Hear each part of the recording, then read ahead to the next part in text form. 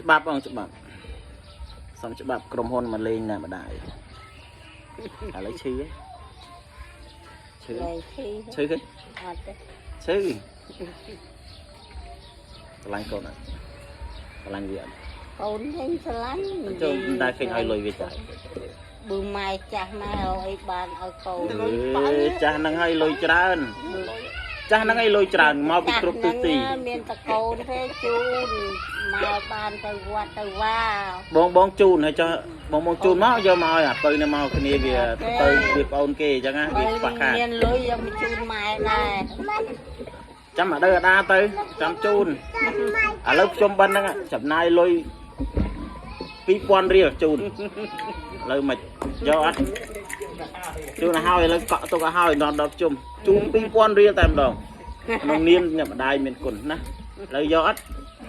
ប្រហែលក៏យកឥឡូវមកឥឡូវអានេះខ្ចីសិនណាឲ្យកូនទៅពេទ្យមើលជំងឺឥឡូវវាក្តៅខ្លួន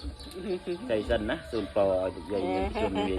យូរជាងរយពុទ្ធសាសនាកន្លែងណាទេវតាតាមថែសាការពាររារាំងមានទាំង3ផ្លូវទៅទាំង3ទៅកុំឲ្យបៀតបៀនបានឡើយឲ្យសម្រស់កាន់តែស្អាតដូចនាងភាសាខាប្រាជ្ញាដូច5ហោសិតចិត្តមកមុតដូចមុខកលៀន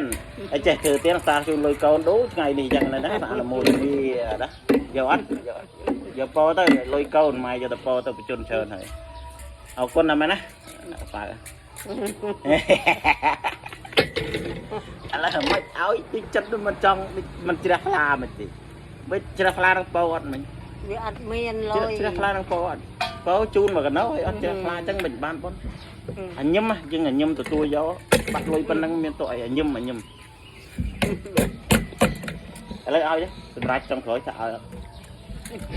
អត់ទុកម៉ែគាត់ទៅវត្តទៅវត្តតែម៉ែគេម៉ែដល់ដែរកូនជូនមកយកអាន